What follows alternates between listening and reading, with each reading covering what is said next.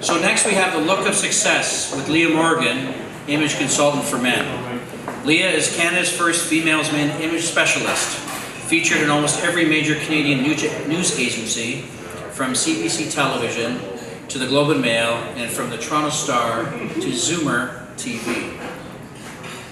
She is a regular contributor to the Huffington Post Canada and has been writing about men since 2010. She's also manager of model relations at Tom, Toronto Men's Fashion Week. Please join me in welcoming Leah Morrigan. Welcome. Okay, all right. Image consultant, and I'm actually the first female in Canada to specialize in men's image. Just wanted to clarify that. So what I'm going to talk about today, I know I only have 10 minutes. I'm going to give you 2 rules of thumb for men, and actually women can take from this as well. First of all, I don't think there's anything more important in a person's presentation than the fit of their clothes. Okay? If you're wearing ill-fitting clothes, if you're wearing clothes that are too big for you, for example, you will look dumpy, insignificant, and you will look fatter than you really are. I don't know if anybody really wants to do that on purpose. So if you have your clothes tailored, so you have your trousers hemmed properly, and gents, get your sleeves hemmed. When you buy a shirt off the rack, take it to a tailor, because nothing will make you look more insignificant than having a droopy, long sleeve that covers your knuckles. People won't take a second look at you, it's true. Same with your trousers. If you've got big baggy trousers with a bunch of fabric bunching up at the bottom of your ankle, your legs look about yay big and they look wider. That gives you that dumpiness. So this is about excess fabric, okay? And I've been studying men for many, many years, and I do mean study. Men fascinate me, and I'm looking at men's sociology, psychology, the clothing, everything about you, men, fascinates me. So I have a never-ending supply of information to keep me amused. So one of the things that I notice about men, and some of you may not even be conscious of this, men seem to think that they're larger than they actually are. Okay? And I know this because a lot of men are wearing clothing that's plain old too big for them. It's bizarre, actually. I can give you an example. Chris did mention that I'm the manager of model relations at Toronto Men's Fashion Week. We just had our 3rd casting for the upcoming season, spring-summer 2018.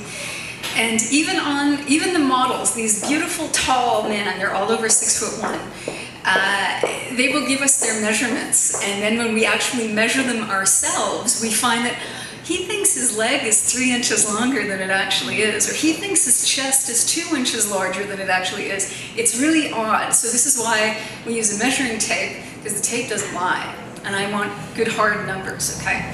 So no matter what you're wearing, take it to a tailor. Get it hemmed, and also, here's another thing. When men buy clothing off the rack, a shirt for example, you're going for your neck size, right? You need it to fit around the neck, fair enough. I want you to pay attention to the cut of your shirt, because a lot of the time when you're buying something, especially if it's packaged, you can't see what it looks like underneath. And a lot of the time, it's a straight cut shirt.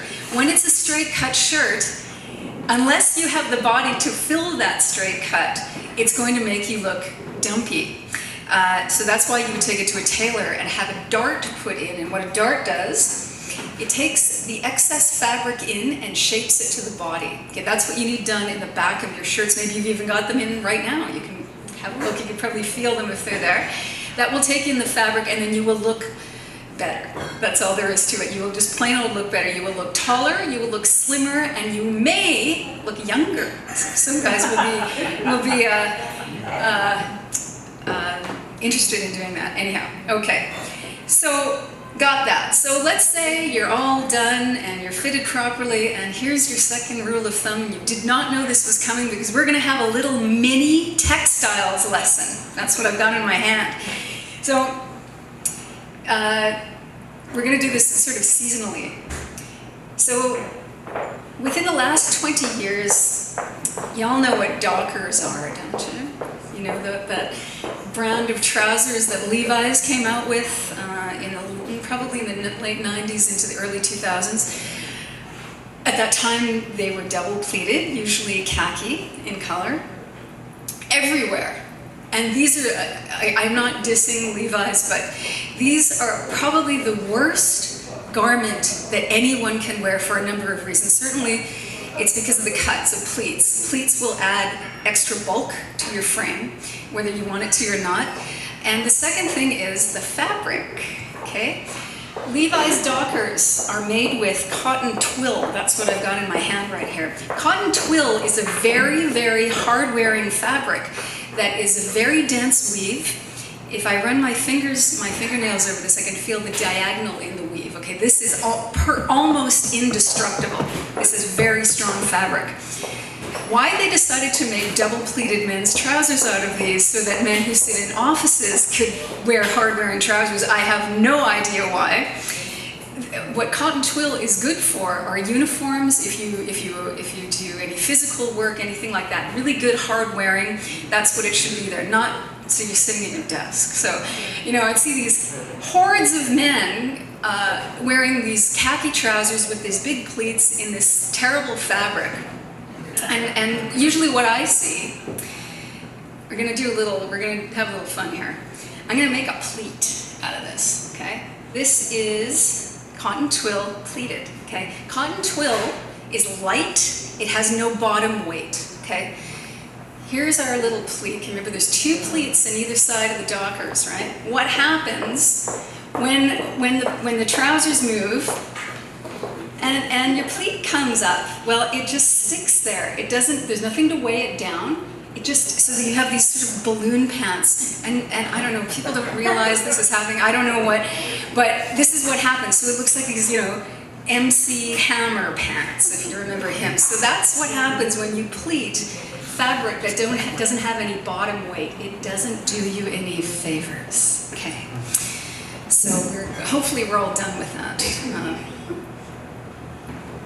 I know that single pleats are coming back, but different fabric. No more cotton twill. Okay. Let's move on. Here's a beautiful piece of suiting. It's wool. It's got a very subtle check on it. This is also something, this is an alternative to cotton twill. This is all weather wool, which means that it's not too heavy. You can wear it during the winter. You can also wear it during the summer when it's hot, because it'll breathe. And as you can see, there's a really lovely drape here with the wool, okay? And if you pleat it, it just hangs. It's beautiful. And the longer the piece, obviously this is up here and you have a long leg, you will have that bottom weight on the drape at the end of the hem, and that will just pull the pleat down. It will be beautiful, and it will move with you, and it's lovely, and it won't add any excess weight. It would look really lovely. Since we're now moving into the summer, or I guess we're here already, some of you will wear linen, and linen is one of the coolest fabrics you can wear because it is made of a stalk, which is flax, and it breathes. It's got an open weave. It's also got weight to it though, because it is a stalk, okay? Let me see where the grain is here, okay. Now some of you who know linen know that linen crushes and it wrinkles very, very easily, and that's its nature. Usually only characters will wear linen, because linen's a bit of a character textile as well. When you put in a pleat into linen, this obviously would be a longer piece, but it's got enough bottom weight to it. See how it's still, you can still move it. It can move around in the wind. It will move around with your movements. It will drape beautifully, okay? So those three pieces of fabric, next time you're shopping for trousers, feel the weight of the fabric. See how it drapes. If it doesn't drape, it's probably not going to do you any favors. So I recommend that you stay away from the cotton twill, and the way that you're going to recognize the cotton twill is if you take your thumbnail and you can feel a diagonal weave. That's a dead giveaway that this is probably too much fabric for you. You probably don't need it unless you're a blue-collar worker or you're in a uniform or something like that. Go for something thinner, something that's got a lovely drape and something that will move with you. So those 2 rules of thumb, amongst lots of others, will help you with a more professional and confident presentation, because you're going to feel good, you're also going to feel good in your fabrics, and you're going to know that you're in the right cut of clothing and that everything fits properly, and that alone will make a massive difference. Thanks very much. Great.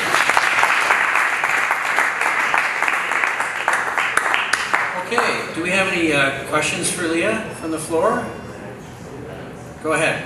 Where do you usually provide these tips?